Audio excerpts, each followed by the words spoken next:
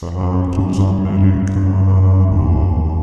Olá, seja bem-vindo aos Santos Americanos. Eu sou César do perfil Decas Web e junto com o Marcão do Castelo vamos comentar a nova derrota do América no Brasileirão, agora com o argentino Fabian Bustos no comando. E a próxima partida contra o Fluminense no Maracanã. Será que a permanência na Série A se tornou uma missão impossível para o Coelho? Mas antes de começar, não deixe de se inscrever no nosso canal do YouTube e de acompanhar o Instagram e o Facebook do Santos Americanos, do Marcão do Castelo e do Decas Web. Siga também o Twitter dos Santos Americanos. Mas voltando ao tema do episódio de hoje, após a partida contra o Goiás, nós fizemos uma enquete no nosso canal do YouTube e perguntamos ao torcedor do América se ainda acreditava na manutenção do clube na Série A. 79% dos torcedores disseram que não e 21% disseram que sim. Marcão, a missão do Bustos é mais difícil do que as enfrentadas pelo agente Ethan Hunt, interpretado pelo Tom Cruise na franquia Missão Impossível? Fala César, fala torcida do América Futebol Clube. Não sei se é igual o personagem do Tom Cruise, tá parecendo mais aquele filme A Espera de um Milagre, com Tom Hanks, do que o filme do Tom Cruise, pra ser bem sincero. Pouco improvável, César. Infelizmente, eu resisti bravamente todos os episódios em afirmar que o América estava rebaixado, né? E também não posso afirmar que está rebaixado, mas triste. E é o reflexo de tudo que a gente tem conversado desde o primeiro episódio desse ano, ou pelo menos dos iniciais pós-campeonato mineiro. Vamos ser mais realistas. Pós-campeonato mineiro, onde foi uma sequência de lambanças da diretoria. Bem deprê, César. Agora a gente começa... E esse jogo específico contra o Goiás... Vou nem falar que foi um banho de água fria, não. Foi um banho de água quente na cara da gente.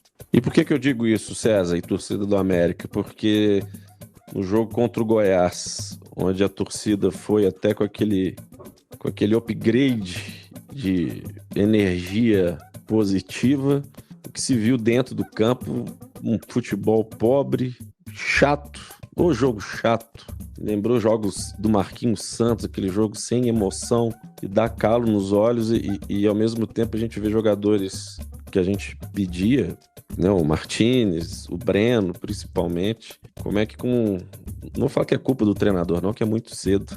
Mas o futebol é muito chato. E isso, o que a gente foi na expectativa de que as coisas iam melhorar dentro de campo, e com o nosso amigo Alesma também, né, César? Deu aquela deprê, né? Deu aquela deprê e você volta assim, acho que não vai dar não. E aí quando você vê pós-coletiva do Bustos, ele falando da importância do Juninho no time como jogador polivalente, eu falei, se a gente tá acreditando, nem é acreditando, mas acreditando um futebol que o Juninho possa ser um modificador dos nossos resultados, então, César, como eu disse, acho muito pouco provável que continuemos na Série A pro próximo ano. Mas vamos ter fé. O meu tom de voz e o meu design já demonstram. Tá igual o time do América. Animadíssimo, César. Essa semana, Marcão, eu acho que ela vai ser... Não vou falar que vai ser decisiva, né? Mas eu acho que ela vai demonstrar um pouco mais o trabalho do Bustos. Na verdade, é o seguinte, a vinda do Bustos demonstrou que ele foi contratado sem muito conhecimento do trabalho dele. Ele tinha pouco conhecimento do América, apesar daquela entrevista maravilhosa, né, de emprego, né, que ele fez com a diretoria, com a direção do América. Só mostrou que eu acho que os dois lados não se conheciam. A primeira escalação do Bustos contra o Goiás, quando você pega no papel e vê lá os nomes do Rodriguinho, do Breno, do Júlio César, você fala assim, legal, os caras que se destacaram na partida contra o Bragantino e se classificaram. Ele foi coerente e manteve, pelo menos 2 dos 3, né, porque o Breno não jogou, né? Mas manteve o Rodriguinho, que a gente estava comentando aqui que o Rodriguinho vinha fazendo boas partidas. Ele manteve o Júlio César, que a gente vem comentando que as partidas que ele fez pela Sul-Americana tinham sido partidas boas, mereciam chance na equipe chamada titular. Mas quando ele colocou Alê, Lucas Cal, junto com o Breno, Rodriguinho, o Martínez, aí ele montou um paredão na frente da defesa do América, eu acho que muito mais baseado na quantidade de gols que o time tem levado sem se preocupar muito em estudar o adversário, né? Aparentemente ele também não conhecia o Goiás. O Goiás não é aquele time maravilhoso, não é um time que faz muitos gols.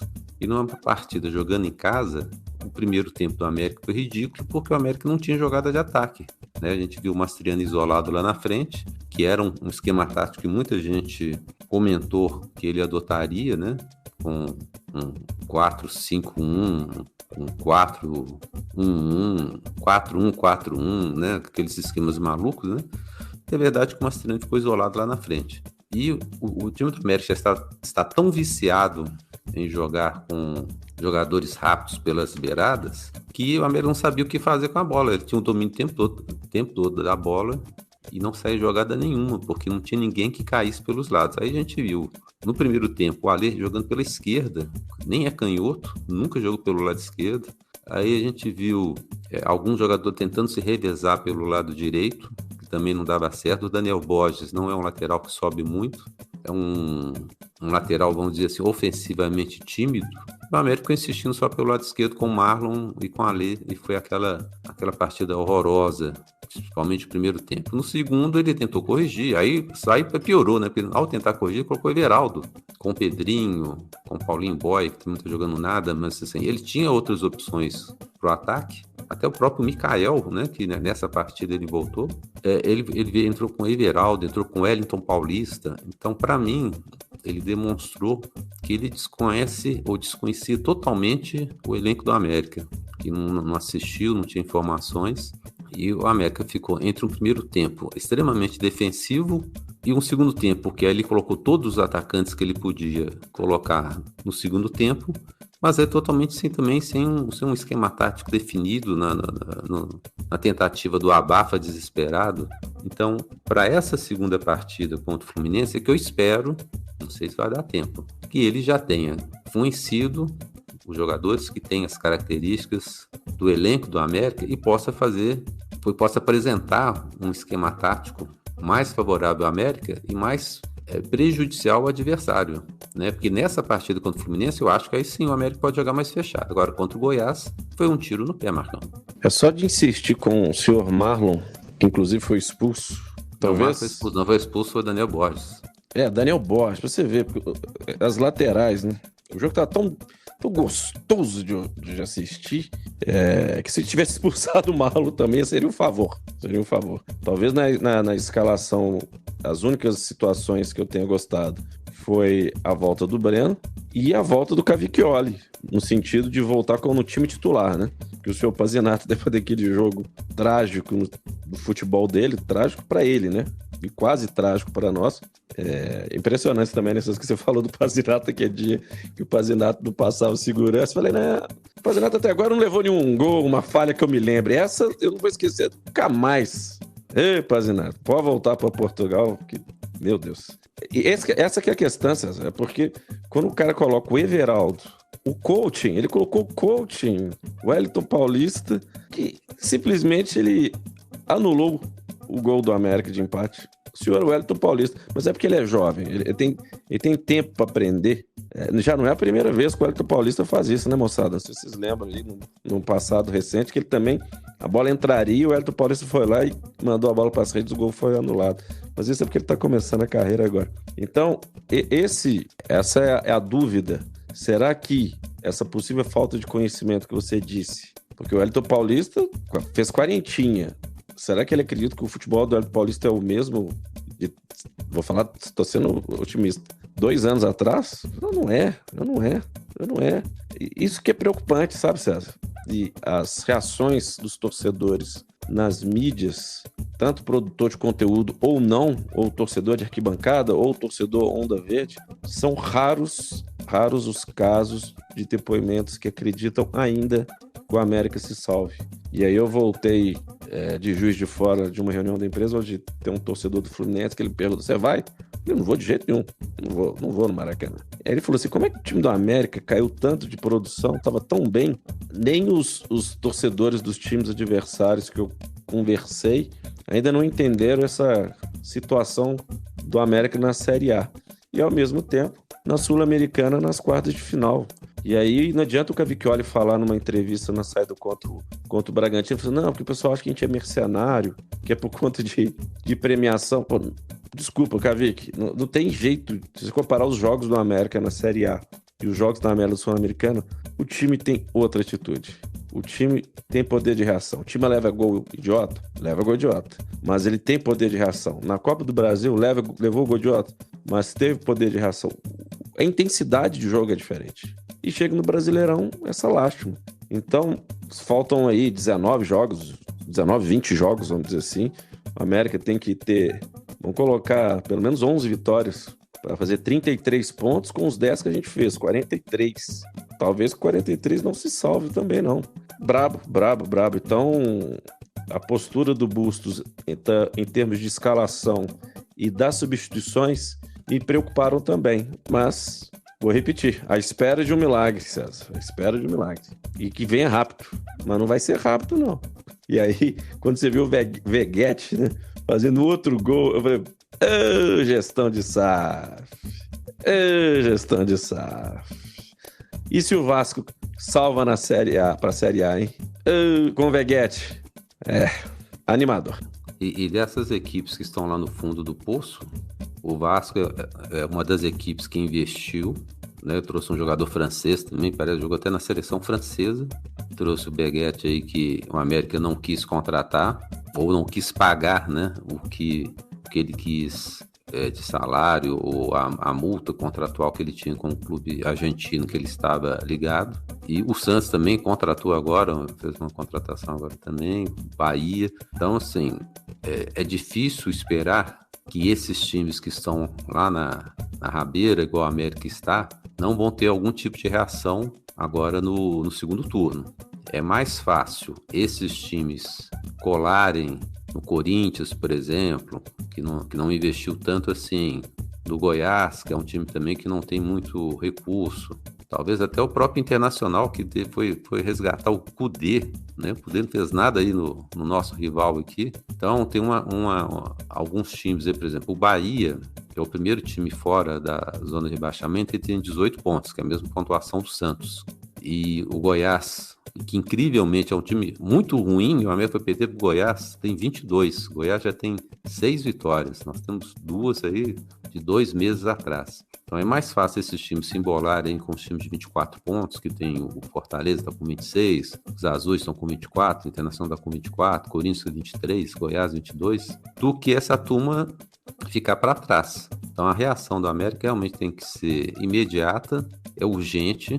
E na semana passada, Marcão, eu cobrei aqui, né, como é que é a posição dos jogadores do departamento médico do América. E coincidentemente ou não vou ter a presunção aí de achar que o departamento médico do América, a direção do América nos ouve e nos vê, mas essa semana foi feita uma atualização da condição física e médica de vários jogadores do elenco, né? O Micael já foi relacionado na semana passada, o Danilo Avelar já foi liberado, o Adson já está treinando. Eu vi fotos do Renato Kaiser e do Aloísio treinando. Ricardo Silva foi liberado. Ricardo Silva liberado, vi imagens dele treinando. O Wanderson também parece que estava machucado, que assim, os caras machucam na América, quem fica sabendo o que está acontecendo na América, né? A famosa caixa preta americana, né? Então, teoricamente, o Bustos essa semana ganhou algumas opções. Tem a volta do Juninho e do Benítez.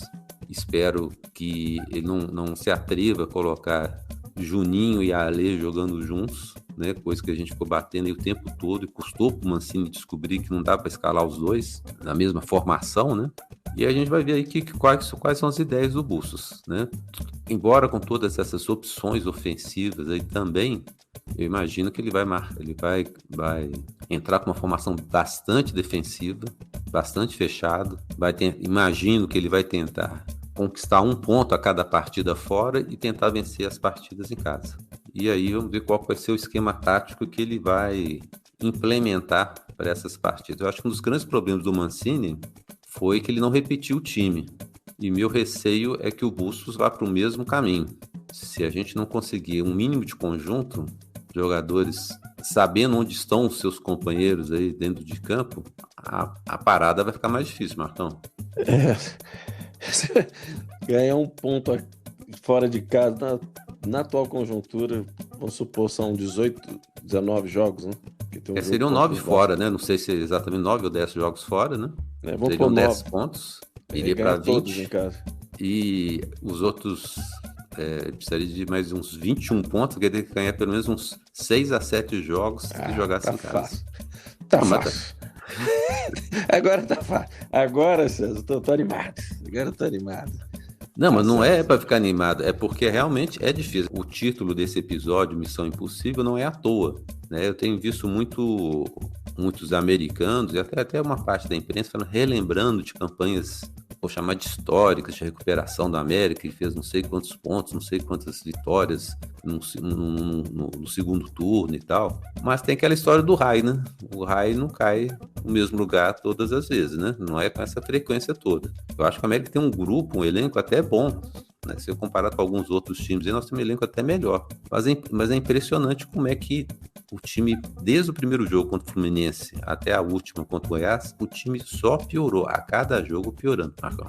Talvez o último jogo que efetivamente o time tenha jogado bem foi contra o Flamengo, lá no Maracanã, porque o Flamengo, todo mundo acreditava que era o franco favorito, e o Flamengo, como jogou com 4 atacantes, aquele jogo o América taticamente jogou bem, e era para ter vencido, né, se não fosse mais um gol levado no final, mais uma idiotice. Mas na volta também o Burgos volta, César, porque ele foi expulso e ele cumpriu a suspensão, então para esse próximo jogo contra o Fluminense também ele volta. Então, é aquela coisa, né?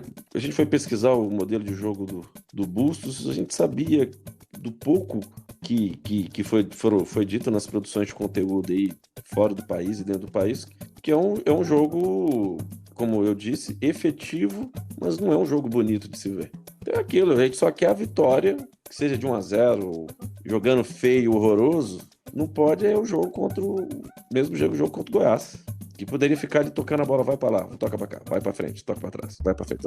Improdutivo. É justamente o contrário, de que é um jogo efetivo. E tudo que está acontecendo, a única coisa que eu vejo de positivo, César, é que eu nunca vi tanta gente questionando a gestão da SAF.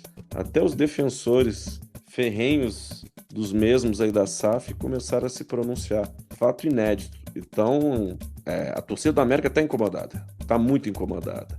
Eu recebi inúmeras mensagens depois do que eu publiquei no Instagram. Que foi um certo desabafo, né? Falando pra gente não ser manipulado. Me impressionou muito.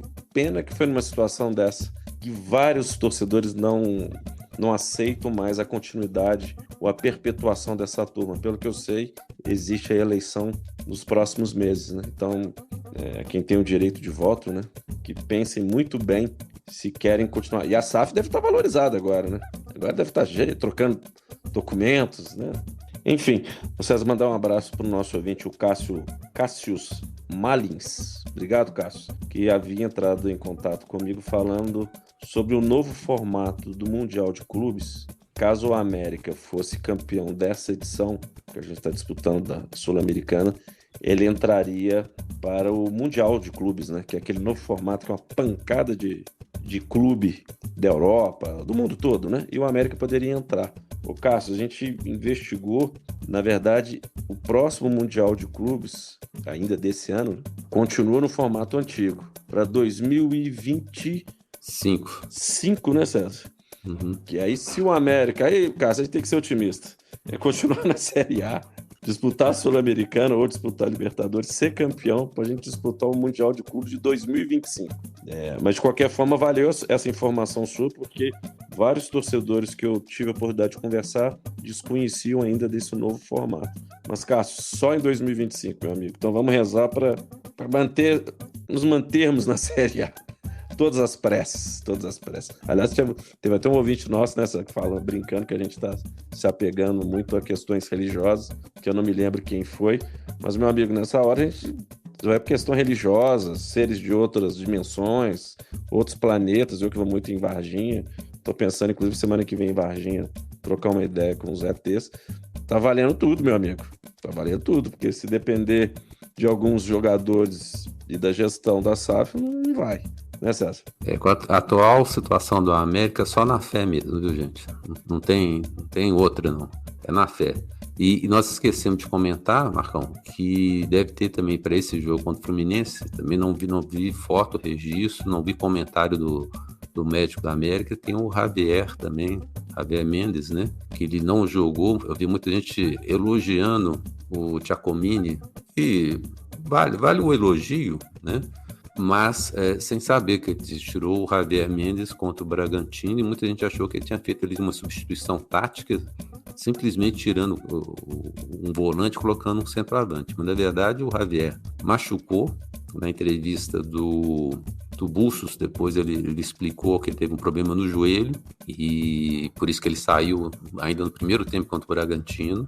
Então, e nem jogou contra o Goiás porque ele estava machucado. Não vi o médico da América comentando a situação do Javier, se ele está liberado, se ele está fazendo algum tratamento. Não vi foto nenhuma de treinamento dele. Vi do Burgos, né, que você citou. E com a volta do Ricardo Silva, que também não é um grande reforço, né, vide as últimas partidas que ele fez, né, o América volta a ter várias opções de zagueiro. Estranhamente, isso eu não vi em lugar nenhum, não sei se você viu, Marcão, o Éder foi substituído no intervalo do jogo do Goiás. Não sei se ele sentiu alguma coisa, entrou o Maidana, mas aí o América passa a ter aí as opções do Burgos, do Júlio César, do Maidana, do Éder e do Ricardo Silva. No meio de campo, a gente estava falando aí da possibilidade da volta do Juninho ao lado do Alê. Se o Javier estiver fisicamente e clinicamente bem, tem essa possibilidade também do meio de campo aí bastante reforçado, com o Javier, com o Cal, com o Alê, com o Juninho. E tem a volta do Benítez, que não deixa de ser um reforço, né? Tecnicamente é o melhor jogador do elenco. O Martínez tem feito partidas muito boas, mas está se entregando ao máximo. Ele e o Breno são dois jogadores ali no meio que são incansáveis. E uma das falhas que eu acho que o Bustos cometeu nessa partida contra o Goiás foi ter tirado o Martínez. Ele estava cansado, mas manteve o Alê, que também a gente conhece o Alê. O Alê não é um jogador de correr, é um jogador fisicamente limitado. Tecnicamente a gente pode até algum outro, e você não gosta de tecnicamente, eu acho ele um nível bom, mas é um jogador que não tem condição física para ficar correndo atrás do jogador, para fazer, né? Inclusive o gol que nós sofremos contra o Bragantino foi o Alê, assim, tentando parar o cara do Bragantino, tentando segurar pelo braço, pelo ombro e tal, e não conseguiu. E o tal do, se não me engano, Léo Ortiz foi entrando dentro da área, passou com uns 4 ou 5 do América e fez um golaço contra a gente, né? E vamos ver aí os atacantes, né? Qual vai ser quem ele vai colocar, que o Mastriano sozinho lá na frente também, por mais oportunista que ele seja, ele sozinho não vai resolver. A bola tem que chegar no pé dele, ou na cabeça dele. Ele perdeu um gol feito numa partida dessas para trás aí que a gente comentou. Então, ele sozinho também não vai resolver não, gente. Pode ser o goleador que a gente estava torcendo para ter, mas a bola tem que chegar para ele. Queria dizer o seguinte, César, a gente está comentando muito da questão da Série A. Tem um jogo quinta-feira contra o Fortaleza pelas quartas de final às 19 horas, né? O primeiro jogo é no Independência. Particularmente, eu iria fazer um esforço para ir ao jogo, não farei, e até peço desculpas à torcida do América pelo desânimo, mas tudo que tem acontecido ao longo desse ano não me gera expectativa de mudança. A mudança de patamar que a gente caiu na armadilha, César. Nós caímos na armadilha. É o que eu tenho falado. Cansei de ser enganado. E eu não tô aqui para enganar ninguém desde o início, né?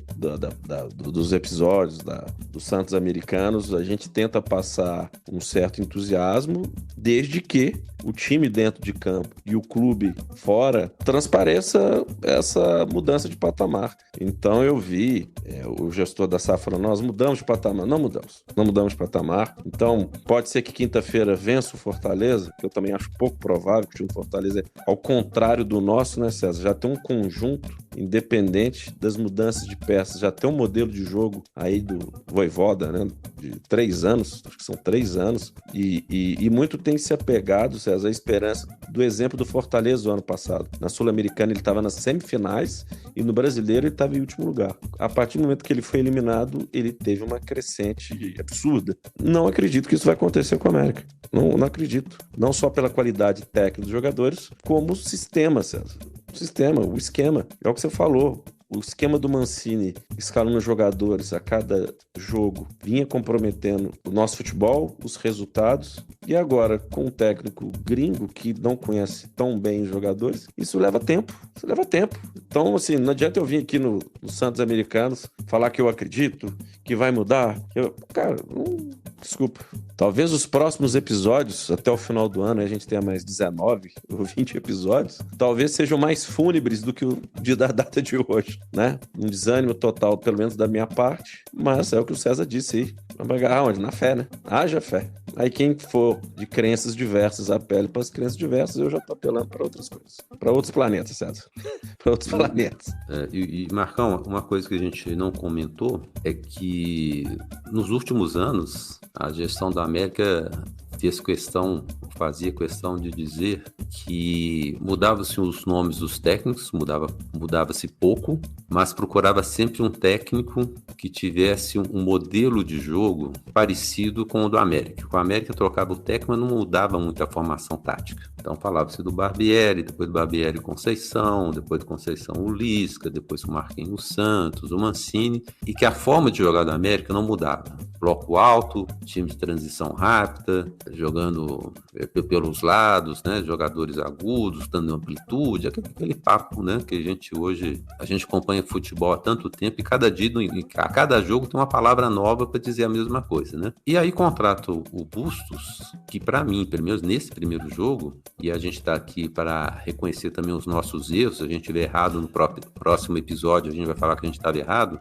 contratou um técnico com uma opção tática totalmente diferente, né? Essa formação que ele entrou contra o Goiás era tão diferente do modelo que o América jogava que foram só os torcedores nas arquibancadas que estranharam, não, os jogadores também estranharam. Você está tão viciado de uma forma de jogar que da partida contra o Bragantino, que foi numa quinta-feira, para o jogo contra o Goiás foi domingo, embora vários atletas não fossem os mesmos, né? Mas você dava para perceber claramente a falta de orientação tática, a falta de não saber a quem tocar a bola. Você só jogava para trás, porque não tinha ninguém aberto, por exemplo, né, pelos lados do campo. Então foi uma coisa que eu acho que desanimou muito o torcedor, especialmente, a lógica, além da derrota, foi ter visto assim, um time regredir taticamente, não apresentar nenhuma novidade, ser um time pouco agressivo. E aí você estava falando do Fortaleza, né, que foi uma das duas equipes que o América conseguiu vencer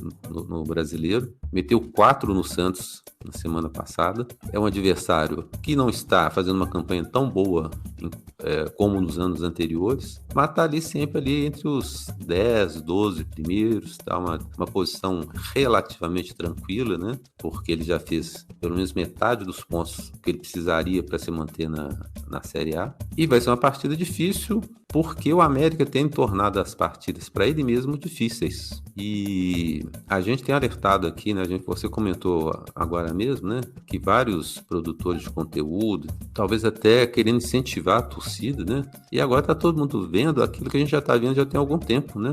Que era o time mal treinado, que eram os erros da gestão, continuam insistindo com erros de arbitragem, né? Teve gente aí que veio discutir o gol que o Goiás fez, que empurrou um pênalti. Gente, pelo amor de Deus. César, isso é muleta, discurso de time rebaixado. Desculpa. Muleta e desculpa que aí manda um ofício. Não, foram cercar o juiz depois da partida, questionar o pênalti ou o gol, sei lá o que é. Eu acho assim, a gente que já assiste o jogo do América, acompanha o América há tanto tempo, nós já vimos isso acontecer centenas de vezes. Os ofícios, as visitas e tal, já comentamos isso aqui também, né? Quer dizer, a gente acaba repetindo o comentário porque as ações da gestão, a ação das pessoas envolvidas são exatamente as mesmas, elas não mudam e não percebem que isso também não gera resultado diferente nenhum. Então, assim, não adianta achar que o VAR só prejudica o América. É bobagem, o VAR prejudica todo mundo, porque os juízes são fracos, a interpretação do VAR é dúbia, é duvidosa. Então, o time tem que ganhar em campo, né? Se você fizer 3, 4, 5 gols, eu acho difícil eles anularem 3, 4, 5 gols do América. Se o América leva 3 gols por partida, como é que você vai reclamar, né? Se o Pazinato faz aquela jogada ridícula, se o Marlon faz um gol contra no final do jogo contra o Cuiabá, Ricardo Silva dá um passe para trás, o Cavicchioli falha no outro jogo. Aí nós vamos começar agora a colocar a culpa no VAR e no juiz. O América precisa reconhecer mais seus próprios erros, corrigir os seus erros, do que ficar apontando o dedo para os outros. Ao invés de ficar apontando o dedo para o juiz e para o VAR, corrige quem estão corrigindo, estão treinando o suficiente para corrigir esses erros que o América tem apresentado ao longo do campeonato todo. Não é num jogo, não, gente. Nós estamos falando disso, eu acho que desde a segunda rodada. A torcida não pode cair nessa de, como você disse, se apoiando em muletas, em desculpas, para justificar um campeonato tão fraco, sabendo o seguinte, que tem muito jogador do América aí, que saindo do América, né, se o América for rebaixado, possivelmente sairão do América, tem muito jogador de qualidade aí, né? Foi um ajuntamento, um erro que começou com a manutenção do Mancini, que tomara que não, mas é o que pode estar levando o América para ser rebaixado e disputar a Série B no ano que vem, Marcão. É isso, para finalizar minha fala, eu vou apontar o dedo para a cara da gestão. Vocês são os culpados. Vou falar coisa boa. Mandar um abraço pro professor Rafael, que eu conheci no jogo contra o Goiás no Independência. Mandar um grande abraço pro professor Rafael, que foi uma das poucas coisas boas que aconteceram naquele dia, além de tomar uma cerveja com os tradicionais torcedores do América, César. Minha fala hoje não tá com animação nenhuma, e contra o Fluminense 0,5 é goleada, César. 0,25 décimos já é goleada, Marcão. Queremos agradecer aos fiéis santos ouvintes americanos que ao longo da semana se inscreveram em nosso canal no YouTube, participaram da enquete, curtiram ou deixaram comentários no YouTube e Spotify, com o adjutor Alvin, Adolfo Parenzi, Adriano Carvalho, Bruno Alves Valverde, Carlos Eduardo Rocha, Diego Henrique, Edson Marcos Colina, Fernando Jesus, Flávio Azevedo, Gilmar Pereira, Humbertão 321, José Alves Aguiar, Lucas Lopes, Lúcio Melo, Marcelo Calçorali, Roberto Lopes de Oliveira Neto. O nosso agradecimento também aos que contribuíram para a manutenção do canal através de Pix para podcastsantosamericanos@gmail.com da Caixa Econômica Federal. Agora que você ouviu o episódio de hoje, deixe o seu comentário ou sugestão de tema no nosso canal do YouTube, mesmo que esteja nos ouvindo por uma das plataformas de áudio em que o programa está disponível. Aqueles que nos ouviram pelo Spotify também podem comentar por essa plataforma. Bom, por hoje é só. A todos vocês que nos acompanharam, o nosso muito obrigado. Na semana que vem estamos de volta com um novo episódio. Abraços e Marcão, até o próximo programa. Abraço, César. Abraço, torcida do América Futebol Clube. Reforço meu lema: deixem de ser manipulados. Aquele abraço. Santos América.